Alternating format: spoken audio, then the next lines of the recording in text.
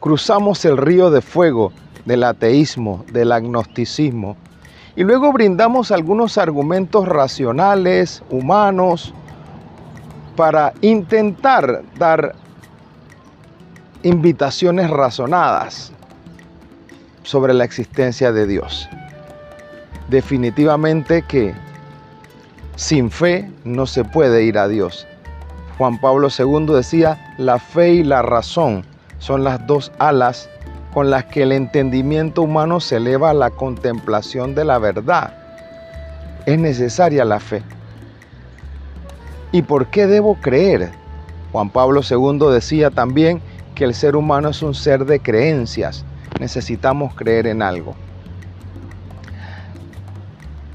Dando cuenta de que ya aceptamos que Dios existe, entramos ya en el camino del cristianismo.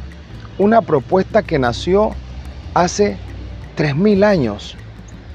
Porque el cristianismo es una herencia, es una mezcla de la religión judeo-cristiana. El cristianismo es un hijo. Juan Pablo II llamaba a los judíos nuestros hermanos mayores en la fe. Y ese pueblo de Israel que se formó en la fe de Abraham, de Noé, de Moisés, prontamente descubrió que Dios actuaba en la historia en favor de ellos. Pensemos en el evento del Éxodo. Israel estaba esclavo en Egipto por 400 años. Y Dios llama a un hombre para que se encargue de la liberación física de su pueblo, Moisés. Y empieza una historia de liberación, una historia de amor.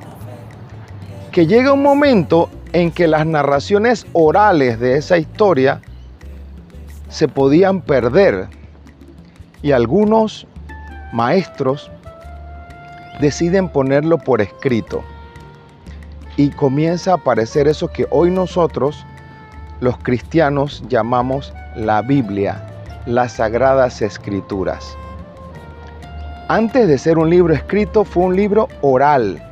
Es la historia de un pueblo que vio la mano poderosa de Dios en favor de ellos.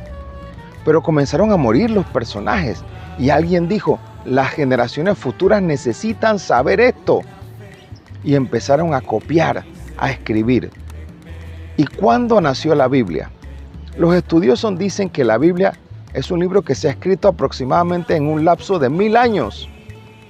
Se dice, se cree que los primeros 5 libros que llamamos Pentateuco, del griego 5, Pentateuco, se atribuyen a Moisés, pero la mayoría de los estudiosos dicen la Biblia fue escrita en el reino del rey, valga la redundancia, de David, cuando ya Israel estaba estable, sedentario, porque habían sido nómadas en el desierto.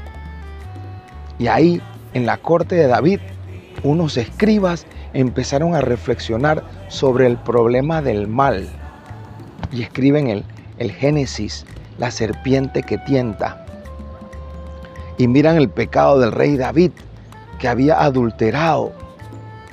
Comienzan a reflexionar por qué ocurre el mal y cómo actúa el mal. Algunos dicen últimamente que tal vez el primer libro que se escribió fue el de Job, de este personaje que sufre y que es tentado por el enemigo de Dios para ver si cree en Dios de verdad. Ese libro se demoró en escribir aproximadamente 1000 años, desde el Génesis al Apocalipsis. Para poder comprender la Biblia hay que leerla en clave de Jesucristo. Jesucristo es el centro de la Biblia para los que somos creyentes. Hay personas que dicen, yo no leo la Biblia, es complicada, no la voy a entender. Es normal.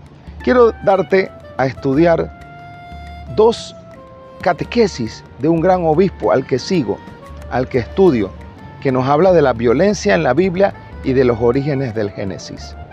Bienvenidos a nadar en el mundo de la Biblia, en el mundo del cristianismo.